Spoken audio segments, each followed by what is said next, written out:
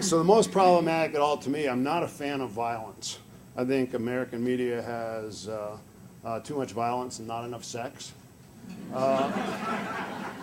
So I had a mother came to me, our daughters were playing soccer together, and said, my son won't read books, won't do homework, all he wants to do is play these shooter video games. What should I do? And I said, does he play Medal of Honor? And she said, that's his favorite game. I said, that was based off Saving Private Ryan. It's inspired by Steven Spielberg. Here's an idea, do comparative media. And so I sent her Band of Brothers, the Tom Hanks HBO thing, and Stephen Ambrose D-Day, and Medal of Honor, and said, here are some exercises. So get your teachers to give you credit for this. This is a semester-long project. Next slide. So on characters, because I believe that analysis of characters ought to be pan-media, not just stuck in one. So take the characters. It turns out the characters in the game, in the movie, and in the book are all treated differently. The point of view is different. In the game, it's over the shoulder with cutscenes, and in the book, it's in this particular book, it's a lot of interviews, so it's very much first-person focused. And now take a character, a soldier in D-Day, and let's talk about it. How are they presented in the different media? And this kid was amazingly fluent. Next slide. And so D-Day, the book, I'm an Ambrose fan, but he did an interview, kind of a Studs Terkel working of D-Day. And I don't have time to read all this, but basically it's pieced together a bunch of different individual accounts. But this is something that can be done in a bunch of different ways. Next slide. And then in the math, said to this kid, okay, you're 14. In 4 years, you would have been old enough in 1945, 46 to go to Europe.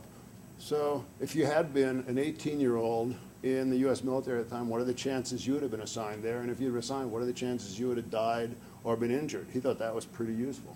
Then said, okay, now look at the book, the game, the movie, and let's look at on screen, what are the chances there of injury and death?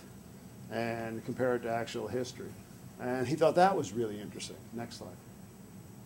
And then on history, this whole notion of, I learned history. You had to memorize textbooks. Then you go to the World Book Encyclopedia, and you basically take their article and then you replace words. And but now these kids with the internet is actually the new manipulative for reading. With the internet, you can get primary materials. And so kids need to understand, teachers and teachers' helpers, that eyewitness accounts are wrong.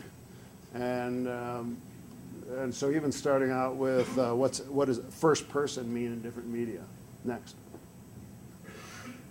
And I'm a believer that all textbooks should be killed. I think they're a total waste of time. We ought to move to an era of primary materials and scalable simulations as manipulatives. Next. It turns out the U.S. Army with USC ICT has found out that they can teach with a first-person shooter engine. They can teach Arabic 4 times faster to 18-year-old recruits than the best Berlitz instructors can. I think that's kind of interesting. That's a new future for pedagogy. And as someone said, it's got automated after-action review. Next. And finally, the notion of social-emotional learning through new media. Next. So I would argue that virtual worlds are the ultimate meritocracy. And again, you get 13 or 14-year-olds running a guild in World of Warcraft or in Dark Age of Camelot or in Neopets for that matter.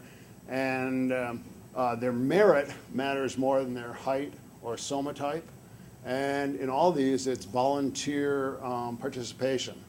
So, imagine how if this conference would have been even better if it would have been a World of Warcraft guildmaster running it. Next slide. John Seeley Brown, who I think is pretty bright about the social life information, is on the MacArthur Genius Award Foundation. Wrote an article in Wired, Becoming an Effective World of Warcraft Guildmaster Amounts to a Total Immersion Course of Leadership. Parents, better than sending your kids to officer training school. Next slide.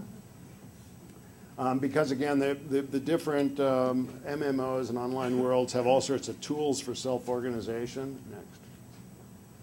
And there's a game out of Yale called Grow Cross Campus that even lists things like, here's what commanders can do. They can send emails to team members, edit the plan. They're elected by vote. There have to be 10 people. They can be impeached. So there's rules that ought to look familiar to anybody who spends a career in government. That you need rules and you need judicial enforcement, and suddenly you have something useful. Next. Neopets even, there's huge amount. I was blown away when I heard a 15-year-old girl talk about what she was doing at age 10 in Neopets. She had 150 people in her guild. I said, oh my gosh, you don't even need to go to Stanford Business School. Next slide. And finally, I do here for the at-risk schools, we love this idea about computers. We've got one computer in the school. How do we do this? And my answer is, you know what, take dice or casino games and don't just play the games. Ask the kids, we're playing roulette, and what you notice is the house wins a certain percent of the time. It's a 99% payout, play 100 games. Change the payout to 90%. What do you do?